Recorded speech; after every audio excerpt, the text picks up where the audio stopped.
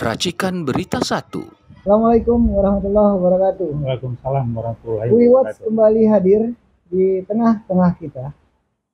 Kami hari ini mengutamakan tema masalah PIK 2 yang lagi hangat saat ini dari ujung Sabang sampai Merauke. Pemirsa yang budiman, yang nonton Wiwatch dimanapun berada, dari mulai Eropa, Amerika, Australia. Saya tahu benar karena siaran ini banyak ditonton teman-teman saya alumni UI yang ada di Eropa dan di Amerika. Oke, di sebelah saya ada senior saya nih, yang tidak asing lagi, orang sangat kenal. Dan saya berupaya berkali-kali ingin mewawancarai beliau. Hari ini rezeki saya nih pemirsa bisa ketemu. Beliau juga mantan dosen saya di alumni UI, Bang Taufik Bahudin. Assalamualaikum, selamat. Salam. Yang senang sekali Bang. Ya Allah, apa kabar Bang? Sama senang. Alhamdulillah sehat selalu Bang ya. Mantap. Luar biasa, tetap semangat. Siap. Ini Bang, senang banget nih Bang ketemu Abang, saya bisa mewawancari Abang. Ramai sekali dibicarakan masalah PIK 2. Ya.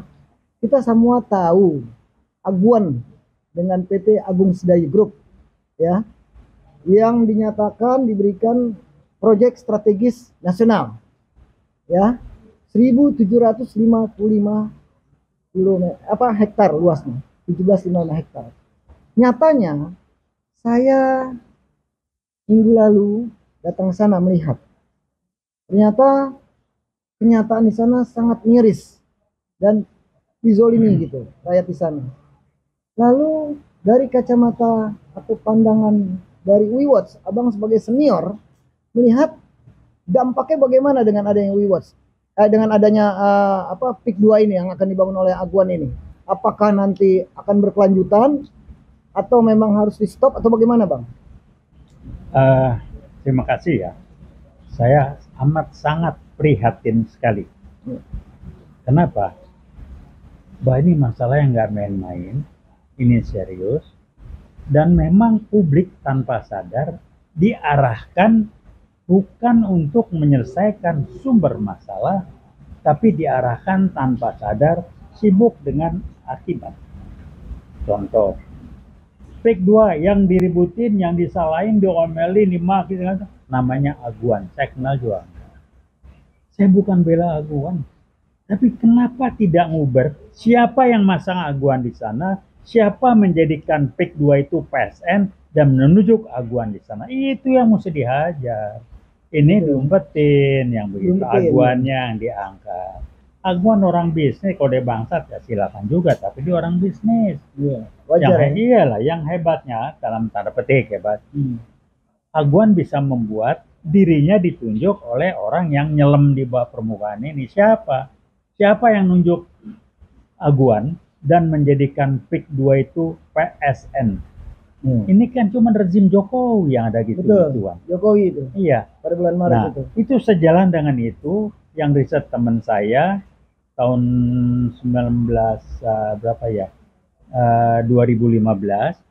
bahwa Kapolri sudah dikudeta secara institusional, sekarang dipakai Kapolri, oknum-oknumnya dikendalikan sehingga PIK 2 itu dijagain sampai Brimob, nggak tahu saya belum pernah sana.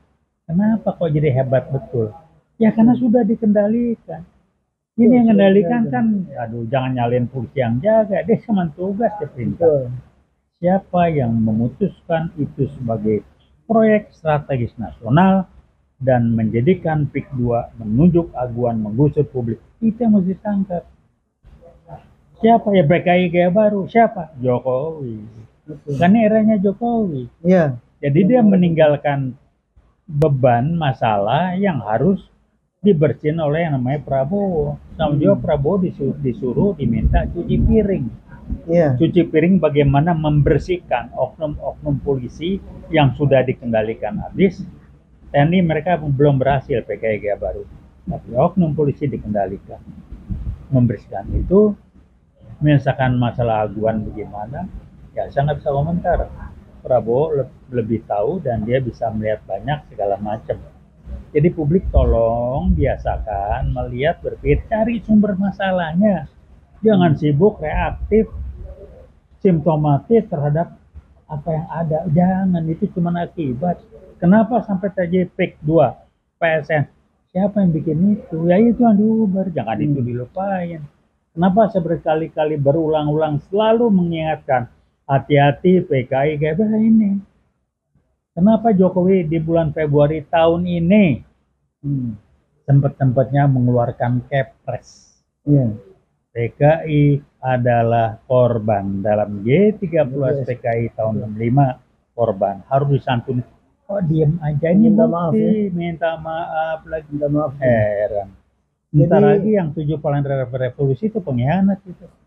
Berarti ini PIK 2 ini juga bagian dari PKI Gaya Baru. Iya memang. Bagian dari, jadi pemirsa, PIK 2 ini bagian dari PKI Gaya Baru untuk menzolimi, karena di zaman era itu mungkin saya belum lahir, tetapi senior kita ini sudah tahu karena pada saat itu ikut berdemo ya Bang ya. Iya. Sampai dengar cerita Abang ke Lubang Buaya jalan kaki saat itu. Iya. Nah jadi inilah PKI Gaya Baru tidak kelihatan. Menurut Abang kan begitu ya? Iya. Tidak terlihat, tidak kelihatan, tapi ada di tengah-tengah kita. Nah inilah bagian-bagian ini yang salah satunya adalah PIK 2. Ya kan? Kita tidak menyalahkan Aguan, siapapun yang mau ditunjuk di sana. Tapi yang memerintah Aguan dan mengangkat nama Aguan itu adalah ya Jokowi. Iya. Menurut Abang seperti itu ya? Iya, bikin PIK jadi PSN, PIK Iya, 2. PIK jadi Untuk PSN. apa? Untuk Betul. apa? Untuk ada yang kalau rumornya rame-rame saya nggak komentar. Itu pintu masuk untuk mengejar, melancarkan target 100 juta orang-orang Cina RRC masuk ke Indonesia. Betul. Lewat IKN Kalimantan katanya sudah mulai ngalir, lewat PIK katanya tiap hari sudah masuk, nggak tahu saya. Betul. Tapi pertanyaannya kok aparat keamanan meneng wae, DPR meneng wae, ada apakah gerangan? Inilah PKI baru yang disebut dengan kudeta konstitusional. Kudeta konstitusional. Itu kan di kudeta dibikin nggak terputih. DPR komisi ini kalau galak ngomongnya, tapi ngomong PKI baru nggak? Meneng wae. Halo Ketua DPR kita Ibu Puan, bagaimana ini? Anda tanggung jawab loh. Iya. Saya kebetulan teman dekat dengan almarhum ayahnya, saya panggil kakak, dia pesan banyak, titip macam-macam. Oke, saya lakukan apa yang bisa saya lakukan. Baiklah Bang. Mau diapain? Jadi memang sekarang ini rame, semua media, semua menayangkan masalah PIK 2 ini. Tapi pertanyaannya memang sampai sejauh mana ini bisa diselesaikan, dan apakah Pak Prabowo ini bisa menyelesaikan masalah PIK 2 ini Bang? Kira-kira menurut Abang bagaimana? Iya, jadi saya nanya bukan apakah, tapi bagaimana Pak Prabowo harus mengendalikan dan mengatasi masalah-masalah dengan adanya PIK 2 sebagai PSN. Jadi bukan apakah bisa, bagaimana harus bisa. Kan harus bisa. Harus bisa ya. Dia harus cuci piring nih mau nggak mau. Sekarang mana dia ada di prioritas dia. Piring kotor semua nih. Ya, prioritas dia apa? Sekarang kan sama. Kemiskinan 25%. Pak Prabowo, Pak Jokowi ngomong apa? Emang dibikin miskin. Tapi duit-duit dari judul apa segala macam, tolonglah zaman Jokowi 10 tahun ini judi online-nya kencang. Wih, itu luar biasa itu. Luar biasa. Kemudian apalagi? Cek aja proyek-proyek yang nggak jelas, uang beberapa kementerian juga mereka semua karyawannya 30-40% kan mereka yang judi online. Pabrik tuh yang Om Diji apa itu yang ditangkapin. Tangkapin semua. Nah, menterinya gimana diam aja itu? Betul. Uang dilaci-laci di medsos kelihatan itu dari mana? Triliun uang di sana. Cuman zaman Jokowi lah 10 tahun. Kalau bukan PKI Gaya Baru apa namanya? Halo Pak Jokowi. Ya, kalau Anda mau bantah boleh. Kalau dibantah silakan Pak Jokowi ya kan. Bantah. Datang ke tempat WeWatch silakan. Ya, kan? WeWatch nunggu. Ya. Tapi nggak akan bisa bantah lah. Satu kalau emang otaknya dia nggak nyampe, pasti ada yang di belakang. Silakan yang di belakang tuh otak-otaknya keluar. Penyusupan. Halo Budiman Sujatmiko nyusup ke Pak Prabowo. Ya kan, bekas PRD. Bukannya nuduh. Udahlah, itu kan strategi dia nyusup. Memapari pakai tangan orang, udah PKI baru. Jadi kita mau diem aja segala macam. Halo MUI meneng wae. Halo Partai Islam kok diem aja.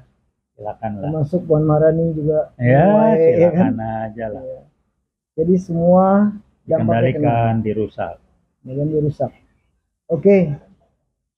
Menurut saya Bang, sekarang ini Abang melihat dampak dari ini semua, apakah memang nanti kita bagaimana menunggu Pak Prabowo untuk kinerja 100 harinya, atau memang secepatnya harus diselesaikan oleh Pak Prabowo? Menurut Abang bagaimana? Pertanyaan 2 saya menit adalah, lagi, Bang. pertanyaan saya nih, apa sih dasarnya pakai 100 hari? Kenapa nggak 99 hari? Kenapa nggak 17? Saya nggak ngerti. 100 hari apa dasarnya? Dasar di kinerja maksudnya gitu ya? Iya, apa dasarnya? Ilmu manajemennya yang mau pakai ukuran 100 hari. Saya orang manajemen, saya nggak Betul. tahu ngarang dari mana itu. Kan Jadi saya nggak jawab. Pak Prabowo yang bilang kan kemarin mau Nggak naikin tahu saya. 8% Urusan sebagai saya pertumbuhan ekonomi ya kan? adalah apa rencana strategis dia untuk bebenah sehingga kita tahu kriteria prioritas mana yang dibenahi. Bukan 100 hari. Itu omongan orang yang, maaf ya, Iya, orang manajemen nggak ngerti itu. betul. Apa rencana 100 hari? Kok 100 hari? Kenapa nggak 90 hari? Kenapa nggak 110 hari? Ya kan kacau. Betul. Ilmunya dari mana kita bingung Iya. ya kan? Iya, Jadi iya. ya udahlah, ini udah pada sok tahu aja orang ngomong. Saya pakai bahasa manajemen, jadi ya kira-kira begitulah, pakai 100 hari. Nggak jelas. Tak jol, orang Medan bilang tak jolas. Tak jelas, tak jelas. Tak Ya. jol. Oke, terima kasih. Abang kita nih, Bang Taufik Bahudin luar biasa. Dan menanggapi berkuasa ini. penuh. Kalau dubes Iya. itu kan, Betul. luar biasa. Luar dan biasa dan berkuasa penuh. berkuasa. Luar biasa. Begitu detail sekali penjelasan ini. Semoga pemirsa semua yang berada, yang menonton Uiwatch dimanapun berada, dari Sabang sampai Merauke maupun di luar Indonesia, di Belanda, di Amerika, mudah-mudahan bisa menikmati dan tahu keadaan di negeri kita ini. Terima kasih, saya Vicky Balfas dari Uiwatch. Assalamualaikum warahmatullahi wabarakatuh. Waalaikumsalam warahmatullahi Terima kasih Bang. wabarakatuh. Veritas Probitas Justisia. Justisia.